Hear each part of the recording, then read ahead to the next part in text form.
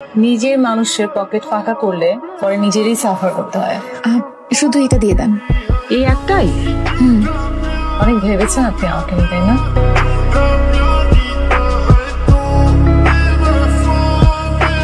বিয়ে করবেন না? বিয়ের স্বাদ একদম মিটিয়ে দিব। অনেক কিছু কিনবো আজকে, যা যা লাগবে সব কিনবো, আর যা যা না লাগবে সেটাও কিনবো। হ্যাঁ, আর সব বিল আপনিই দিবেন। পকেটে টাকা পয়সা আছে তো, আর যদি না থাকে তাহলে তো সবার সামনে অপমানিত হতে হবে। আপনাকে আমি বোঝাবো বিয়ে কাকে বলে। না, আচ্ছা আমাকে এটা দিবেন। আমার না এই সব ভালো লাগছে। আপনি পুরো দোকানটা নিয়ে নেন, সমস্যা নেই। এটা ঠিক আছে। এইটাও তো আমার মনে হয় সুন্দর। টুইটার? হ্যাঁ, সব বলবেন না, কোনো সমস্যা নেই। শিওর?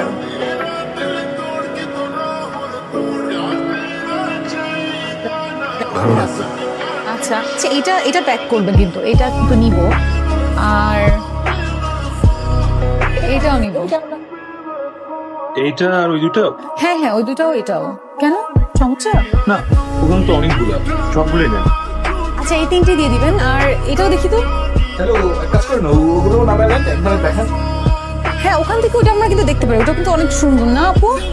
ঠিক আছে, এটাও নিবো। হ্যাঁ, সুন্দর সুন্দর, আপনাকে মানাবে। শুধু এটা দিয়ে দেন। এই একটাই?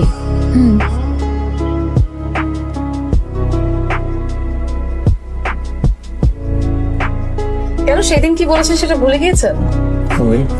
নিজের মানুষের পকেট ফাঁকা করলে পরে নিজেরই সাফার করতে হয়।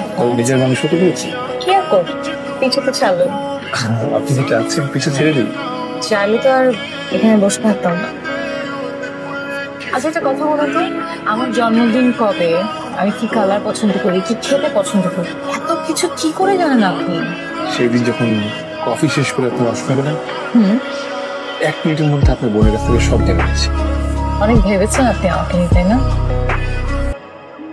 জানেন, আমার একটা ইচ্ছা ছিল যে আমার লাইফে এমন একজন মানুষ আসবে যে আমাকে নিয়ে অনেক ভাববে, অনেক কেয়ার করবে।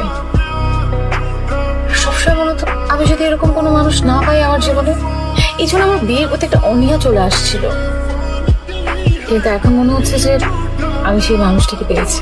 এই জন্য তো বলছিলাম, আপনি মনের মধ্যে যেই ধারণা বিয়েকে নিয়ে ধারণ করে আছে, সেই ধারণা ভাঙার সুযোগ পাওয়ার মধ্যে। সুযোগ না দিয়ে তো আজকে এত ধারণা দিয়ে দিলেন, এখন সুযোগ পেলেন, দেখা যাক আর কি করে। কফি খাবেন গরম? আগুনের মতো গরম। আচ্ছা, এক্সকিউজ মি। আর জুস।